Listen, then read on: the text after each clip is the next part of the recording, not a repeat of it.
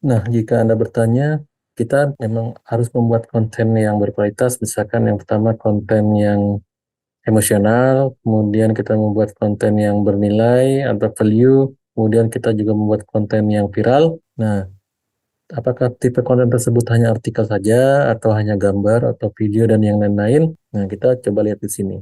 Yang pertama, tipe kontennya itu adalah artikel di situs web atau blog. Jadi kita membuat artikel, kemudian kita terbitkan di situs web atau blog kita. Kemudian juga artikel ya, tapi kita terbitkan di situs mitra atau direktori artikel, guest post, PR, forum-forum misalnya gitu ya.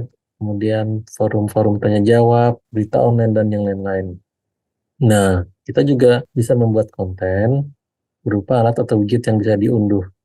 Misalkan alat kalkulator, simulasi penghitung pajak, simulasi penghitung ROI, return of investment, dan yang lain-lain ya. Dan ini bisa diunduh dan diinstal, misalkan di laptop, tablet, smartphone. Nah, jadi misalkan kalau kita umpamakan artikel konten yang berupa artikel, misalkan itu nasi gitu ya. Kan nasi yang memang harus dikunyah pelan-pelan, kemudian baru bisa ditelan gitu ya. Dan nasi itu banyak, biasanya sama seperti artikel tuh banyak tuh butir-butir teks itu kita bisa analogikan dengan butir-butir nasi. Nah, alat atau widget yang bisa diunduh itu misalkan berupa kita analogikan misalkan ayam gitu ya, atau misalkan ikan.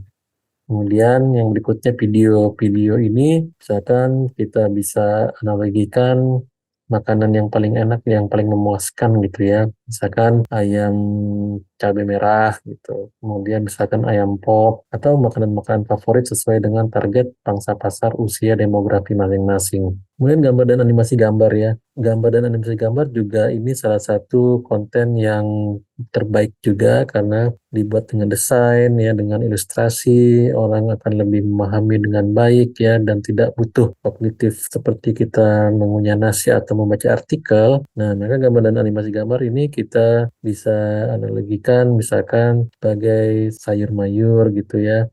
Kemudian bisa juga sebagai dendeng atau gulai dan yang lain-lain. Nanti kalau Anda ingin membuat analogi masing-masing, dipersilakan. Kemudian podcast dan suara serta efek suara.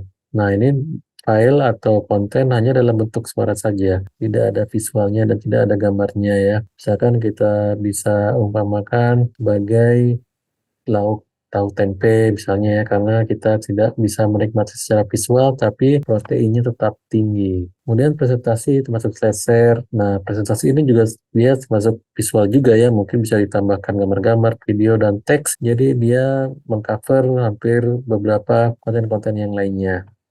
Nah, presentasi ini juga bisa kita umpamakan satu nampan piring yang lengkap, misalkan dengan nasinya, dengan lauk pauknya gitu ya, dengan tahu tempenya. Kemudian screencast ini tampilan layar ya, tampilan layar yang di-share. Jadi kita misalkan seperti video pembelajaran ini adalah tampilan layar yang di-share juga. Nah, ini juga bisa dianggap sebagai sebuah konten bagi acuan ya. Kemudian juga file PDF, ya file PDF ini bisa kita tambahkan ke situs website kita supaya bisa diunduh, misalkan data-data yang lebih nyaman dilihat di dalam bentuk file PDF, di dalam tablet ya, dan bisa dicetak dengan baik. Nah, ini dalam file PDF. Ini juga adalah sebuah satu konten ya, mungkin kita analogikan dengan kacang-kacangan gitu. Kemudian plugin ya, misalkan sesuatu yang bisa menambah fungsionalitas daripada sistem yang ada. Misalkan yang terkenal adalah plugin untuk platform konten manajemen sistem WordPress. Misalkan kita memiliki situs yang berplatform WordPress, kemudian kita ingin meningkatkan nilai SEO WordPress kita, kita bisa menginstal plugin Yoast SEO. Jadi dengan plugin tersebut yang semula situs website kita tidak memiliki fungsionalitas untuk meningkatkan skor SEO, nah jadi ditambahkan fungsionalitas yang baru dengan plugin ini ya. Plugin ini misalkan sesuatu, misalkan kita anggap sebagai kita makan di luar, jajan gitu ya, jajan makan misalkan sate kambing di luar ya, itu kan kita kan biasanya kan kita misalkan masak tidak punya sate kambing gitu kan, karena kan kambing kan eksternal tuh. Jadi kita plug in